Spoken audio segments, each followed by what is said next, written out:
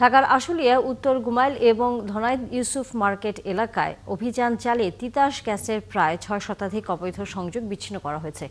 এ বিষয়ে বিস্তারিত জানাতে যুক্ত হচ্ছেন সহকর্মী জাহিদুল ইসলাম অনেক। অনেক অভিযানে অবৈধ সংযোগের সাথে কারা জড়িত, কাউকে আটক করা বা জরিমানা হয়েছে কিনা।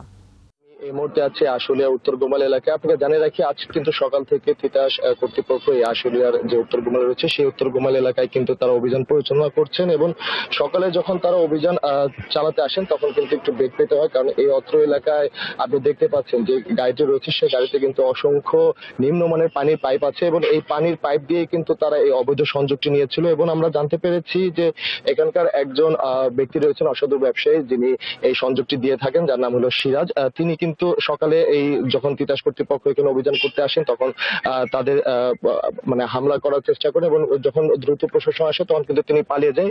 এখন পর্যন্ত কিন্তু এই বিষয়ে কেউ এখনো আটক হয়নি, কিন্তু তিতাস কর্তৃপক্ষের সাথে কথা বলে আমরা যেটি জানতে পেরেছি, তারা এখানে যারা এদের সাথে জড়িত তাদের কিন্তু দ্রুত তারা একটি আইনের আওতায় আনবে এরকম কিন্তু জানিয়েছেন। এবং আমি আপনাকে জানিয়ে রাখি যে আজ কিন্তু সকাল থেকে প্রায় মোট ৩ কিলোমিটার জুড়ে মোট ৬০০টি বাসাবাড়ি কিন্তু অবৈধ গ্যাস সংযোগ কিন্তু বিচ্ছিন্ন করেছে তিতাস কর্তৃপক্ষ। আমি একটু কথা বলবো এখানকার আশুলিয়া জোনাল অফিসের যিনি ব্যবস্থাপক আছেন খাদিমুল, তার সাথে।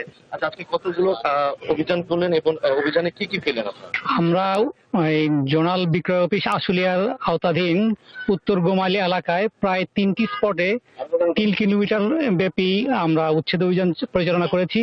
এতে প্রায় 6 শতাধিক বাসাবাড়ির আমরা গ্যাস লাইন উচ্ছেদ করতে সমর্থ হয়েছি।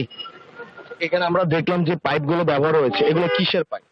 হ্যাঁ, এখানে যারা ম্যাক্সিমামই পাইপগুলো হচ্ছে নিম্নমানের প্লাস্টিক পাইপ, যেগুলো পানির ক্ষেত্রে ব্যবহার করা হয়, গ্যাসের ক্ষেত্রে একদমই এটা হার্মফুল।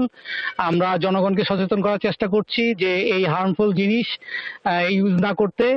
এভাবে অবৈধভাবে গ্যাস ইউজ করা আইনত দণ্ডনীয় অপরাধ এবং তাদেরকে কিছু আমরা তথ্যপত্র সংগ্রহ করে এরা যারা সংযোগের সাথে সম্পৃক্ত তাদেরকে আইনের আওতায় আনার চেষ্টা করতেছি।